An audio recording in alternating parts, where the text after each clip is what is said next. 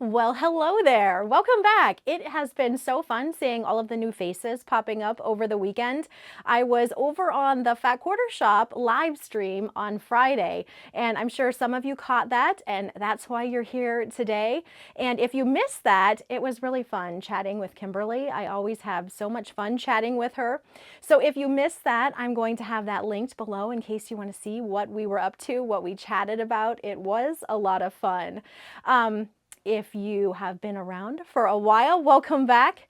And if you've popped in here and there and you are thinking about sticking around for a little bit, I would love to have you as a subscriber. Today is a Scrappy Irish Chain update video. I've been doing these periodically. Some of you are joining in on making a Scrappy Irish Chain quilt. And with my most recent updates, I have been sharing a free block pattern. Today is no different. I've got a free pattern for you. I almost forgot about this one. I was helping a shop owner last week, so I was in my electric quilt program looking through some of my files for something I needed to find, and I found my draft of my flag block, Scrappy Flag block, that I wanted to release before July 4th. And here we are, almost to July 4th, so I knew I needed to get this video filmed. So I'm gonna show this to you real quick, and then I am going to have some just chatty life updates, and then we will jump into this block. I want to chat about that a little bit as well and let you know how my Scrappy Irish Chain blocks are coming along. So if you want to jump ahead just for the block information, I'm going to put the timestamp on the screen right now. So just jump to that timestamp if you are not here for the chatty life update, but rather you're here for the block pattern. All right. So I just felt like I haven't had a chance to really chat with what's been going on. It's been so busy for us this spring. If you follow my blog, you'll know that I mentioned my oldest daughter, Chloe, was graduating high school. Also, she had an 18-year birthday in May. We have birthdays just a few days apart, which has always been fun. Of course, that means that with every birthday she has, I have one shortly before, but I've always enjoyed that. So she turned 18. We had a big 18-year birthday party, which was fun. We don't do big birthday parties every year for the girls, but I felt like 18 was a big one. And so we had a nice get together with my family and Ryan's family and then some of Chloe's friends. So that happened mid-May. And then the first weekend in June, we had her graduation party. And I very admittedly do not think that I am gifted in the party planning, in the hostessing. I just don't feel like that's something that I am very good at. So, and I have no idea how people even plan for how many people come to a graduation party. If you've done that several times and have any tips, let me know, because we will have one more graduation party coming up here in a few years. And that was probably my biggest dilemma. Well, first of all, where to have the party. We ended up not having it at our house because we just don't have the space nor the parking for a bunch of people. So that actually helped, because I also am not very good of a yard work person, and so I don't have fancy flower beds, and honestly having to think about getting all of that all spruced up and beautified to have a bunch of people over would have been a little bit overwhelming. So two things I'm not good at: hostessing and yard work. And I just feel like when you have big get-togethers, those are two things that are really awesome if you're good at. I'm good at other things, but not those two things. I always think it's interesting to hear what other people don't feel like they're good at, because I think so often we're quick to say what we're good at because that's what we want people to know about, but it's fun to hear what other people say they're not good at. So if you have something that you know about yourself, I'm not good at baking, I'm not good at making grilled cheese. Lately, I feel like I haven't been good at making grilled cheese either. I got a new stove, and so that has also taken a turn. So maybe you guys have things that you think you're not good at. Let us know in the comments so we can all commiserate or just enjoy hearing what else we might not be as good at. I know we all have things we are very good at, but then there are those things that just maybe we have to set our bar a little bit lower. So anyways, I digress. We didn't have our graduation party here We had it at another location, which was really nice, so I didn't have to worry about some of those other things. But planning how much food to have for graduation parties was tricky. I had no idea how many people we were planning for. We didn't do any sort of RSVPs. I don't know if that's something that other places do, but around here, that's not something that we do. And everybody just gets invited, and depending on how many other graduation parties there are that day, you could have more people or less people, or if people are out for the weekend, or, you know, depending on what's happening, you just don't know how many people you're going to have. So that was the trickiest part for me, was planning the food, which turned out just fine. We had plenty of food, actually a nice amount. I didn't have just tons left over. So I think that part went well, but that was something that I just didn't know. And then decorating. Decorating for the party. I didn't know, you know, how much do people decorate? What's expected? We are just now getting to, she's our oldest, so we're just now getting into the graduation party time of life again. And Ryan and I graduated so many years ago. It's been so long since we have really been to a lot of different grad parties to see, you know, what are people doing now. They're a lot different than what we did when we were that age. So it was fun. It was fun planning, even though I felt a little bit out of my element, but I think everything went well. But that took a lot of my time in May, and then the first part of June with the party. And then this past weekend, we had a big family get together. So last week, when I realized we needed to film a Scrappy Flag block video, and I knew I was going to be gone for the weekend, I hurriedly made my block. And here we are, filming another one of these videos with you. So that's a little bit of a recap for what's been happening here. Right now, for the next couple weeks, I'm going to be in the thick of writing patterns. So that's what's taking my attention right now. So I don't know how much sewing is going to be happening for at least a week or two. But then after those patterns are written, we are going to be diving into making quilts, because we have a new fabric line that's going to be showing to you guys this fall. So we have to get all of our ducks in a row for that. So it's turning out to be a pretty busy summer. I always try to plan things a little bit more low key, but we're just rolling right along this summer, and it's zipping by faster than I thought that it might. All right, let's dive in to this Scrappy Flag block.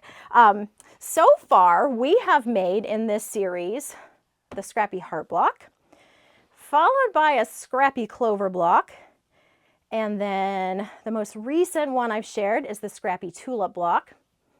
And now we're ready for our flag. These patterns can all be found over on my blog, corianderquilts.com. So if you want to grab one of the previous months or the Scrappy Flag block that's coming out today, you can just zip on over there and get those. I have the playlist to the videos I've shared in this series linked below, so you can easily find the information that you need. So those are the blocks. I am going to chat about this pattern in just a moment, but let's see if I got any more Scrappy Irish Chain blocks done. This pattern is included in a link below, so if you wanted to start making your own Scrappy Irish Chain blocks, you could. After hearing all of my spiel about what we've been having going on over the last few weeks, it's probably no surprise that I did not get another block done. I thought maybe I'd be able to quickly make one this afternoon before filming this tonight, but that was a no-go. So we still have just one of the B blocks, and then we have 5 of the A blocks. And last time I shared one of these videos, I was chatting about if I was going to downsize the size of the quilt, and I do think that's probably what I'm going to end up doing. I have 5 of these A blocks, like I said, which would mean I don't need to make any more of this size. I would just need to make 3 more of the Bs, and these go so much faster than the A blocks. If you've made this quilt, or if you're in the process of making this quilt, you know that to be very true. Then I would just need to make 3 more. And that seems nice to wrap this project up. If you are making the 5x5 size, that makes a pretty big quilt. Doing a 3 across by 3 down size would result in a quilt 54 inches square, which would make a nice lap size. That's kind of what I'm thinking. We'll see what I decide by the next time I share one of these videos. But there you can see my A blocks. They're just scrappy and fun. And I do really think this is going to turn out to be a really pretty quilt and such a great scrap buster. This series has been so nice. It has kept me somewhat on top of making my blocks, and it's also given me an excuse to make these cute little scrappy blocks. This flag block. This uses a wider variety of scrap squares than what we've used in previous blocks. So if you have some smaller squares, this gives you an opportunity to use some of those. Some things I wanted to mention. So these white bits in the pattern, these squares and this row, as well as these squares on the two sides, are all included in these 15 2-inch white squares. Now I opted to use more colorful white squares for my stripes of the flag, and then I am using white on whites around the perimeter here. So that means you would want to subtract these 6 squares from the 15. So you would need 9 more colorful ones and then 6 white on white if you wanted to have the contrast that I have here, but they are all included in those 15. So I wanted to mention that. I just like the way that more nicely frames out the flag block itself. If you were to use all white on whites or all low volume prints for everything, you're not going to get the same amount of contrast, which you might like. There's nothing wrong with doing it that way. I just opted for more contrast. So these are the larger 2 3/4 inch white squares. Again, I used the white on white for those. And then when I was making my half square triangles, I used the white on whites for all of those.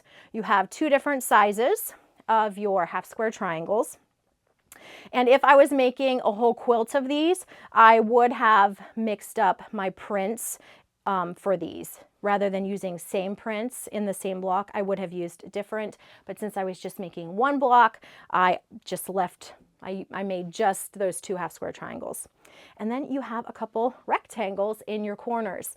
Now I opted to do reds opposite each other and blues opposite each other. And if you do that, when you put your whole quilt together, if you were making a whole quilt, then this is what happens to the corners, which I thought was really pretty, having the reds across and the blues across.